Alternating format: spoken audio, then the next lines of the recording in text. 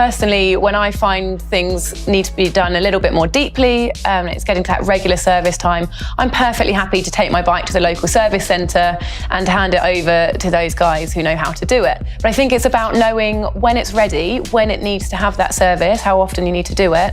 And if you do want to know how to do it a bit more yourself, what should you be looking for? Yeah, there's people out there that will be really happy doing quite a lot of mechanics on their bikes, and there's some that just want to hand it over to the bike shop, to the service centre, and then get it back feeling fresh.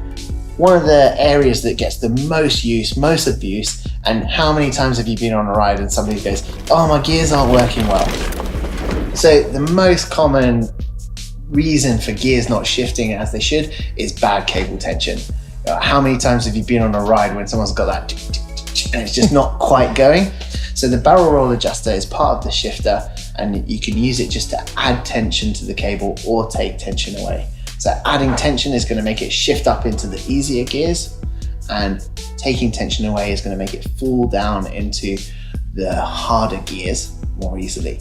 So that's your first point of call, and you can do that on trail, and that will 9 times out of 10 sweeten someone's gears straight away. So can you always sort out your gears just using the barrel roll adjuster? No, sadly not, otherwise that'd be fantastic, wouldn't it? If the barrel roll adjuster and adding tension or taking tension away hasn't fixed it, then that's when we'd start to look at replacing cables. So you've got an inner and an outer cable. Obviously the inner is sitting inside. So when you press on your shifter, that's pulling the inner cable or releasing it, and that's what's causing your derailleur to move and to shift.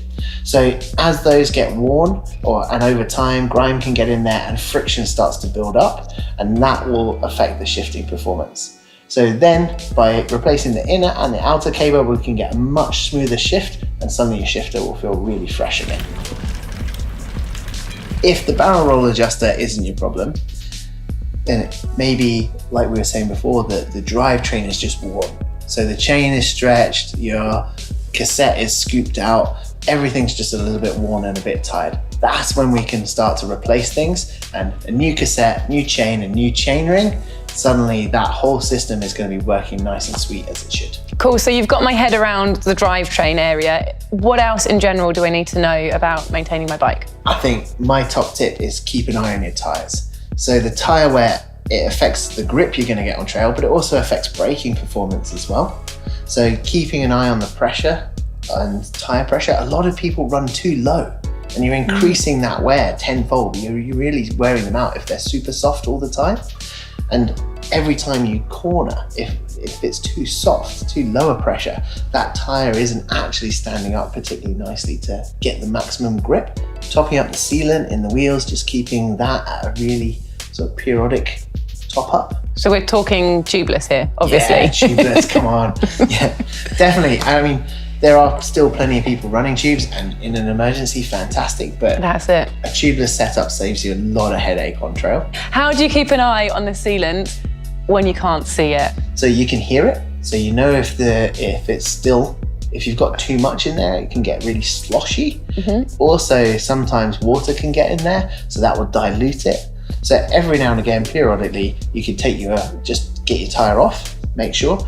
If your tyres have gone flat, you can feel around. Sometimes you get those hard lumps where the sealant's kind of formed one big chunk, but just have a feel, have a listen.